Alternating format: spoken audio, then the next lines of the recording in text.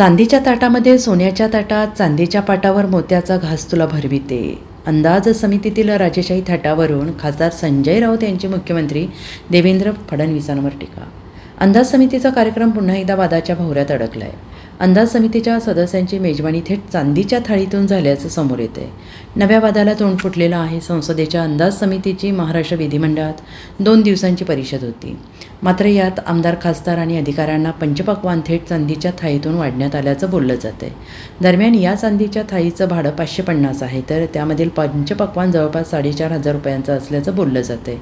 म्हणजे एका थाळीची किंमत 5,000हून अधिक असल्याचं पाहायला मिळतं आहे. महाराष्ट्राच्या अंदाज समितीचे अध्यक्ष अर्जुन खोतकर यांच्यावर भ्रष्टाचाराचे आरोप आहेत. धुळ्याच्या विश्रामगृहात जी मोठी रक्कम पकडली त्याआधी 10 कोटी रुपये जालन्याला गेले. हे आमच्या अंदाज समितीचे अध्यक्ष यांचे कॅरेक्टर आहे. त्यांच्यामुळे त्यांना चैनबाजीची चटक लागली आहे. खरं म्हणजे अंदाज समितीच्या बैठकीला बसायला त्यांना दिलंच नाही पाहिजे. त्यांच्यावर कार्यवाही सुरू आहे. दरम्यान देशभरातून आलेल्या सर्व सदस्यांना सोन्याचा चमचा नाही दिला हे नशीब, अशी टीका ठाकरे गटाचे नेते आणि खासदार संजय राऊत यांनी केली आहे.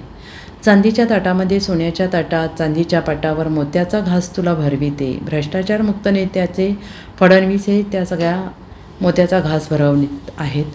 हे चित्र आम्ही यापूर्वी कधी पाहिलं नाही, असंही ते म्हणाले. तर स्वतः हे राज्यकर्ते या लुटीचे वाटेकरी आहेत, त्याशिवाय गप्प बसणार नाहीत. अशा भ्रष्ट अंदाज समितीचा अध्यक्ष आहे. ज्या पद्धतीने ते कार्यक्रमात मिरवतात हे महाराष्ट्राला कलंक आहे आणि फडणवीस यांच्या कारकिर्दीला देखील कलंक आहे, अशी बोचरी टीका खासदार संजय राऊत यांनी केली आहे. Bureau report, SBN Marathi, Mumbai.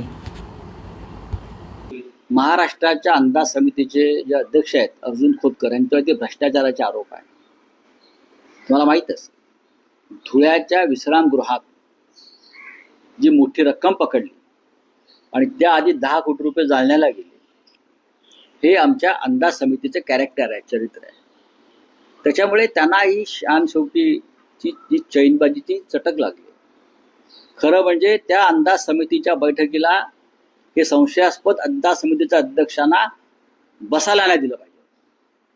त्यांच्यावर कारवाई सुरू आहे, पण तुम्ही त्यांना त्यांच्या नेतृत्वाखाली सगळ्या सदस्यांना देशभरातून आलेल्या नशीब सोन्याचा चमचा नाही दिला. चांदीच्या ताटामध्ये सोन्याच्या ताटात, चांदीच्या पाटावर मोत्याचा घास तुला भरविते. म्हणजे मिस्टर भ्रष्टाचारमुक्त लढ्याचे नेते फडणवीस हे त्या सगळ्या सदस्यांना मोत्याचा घास भरवतात, हे चित्र आम्ही फक्त काल पाहिलं. पण मध्यंतरी तुम्ही फडणवीसांना पत्रही लिहिलं होतं की धुळ्यामध्ये जो प्रकार घडला, जी रक्कम जमा केली गेली कोट्यवधीची, त्यावर कुठलीही कारवाई झाली नाही. काहीच नाही. कारण स्वतः हे राज्यकर्ते हे या लुटीच्या वाटेकरी आहेत, त्याशिवाय हे गप्प बसणार नाहीत. हे लुटीचे वाटेकरी आहेत. आणि असा भ्रष्ट अंदाज समितीचा अध्यक्ष काल ज्या पद्धतीनं देशभरातल्या अंदाज समितीच्या अध्यक्षांच्या कार्यक्रमात मिरवत होता, हा या महाराष्ट्राला कलंक आहे आणि फडणवीस यांच्या कारकिर्दीला कलंक आहे. Bureau report, SBN Marathi, Amravati.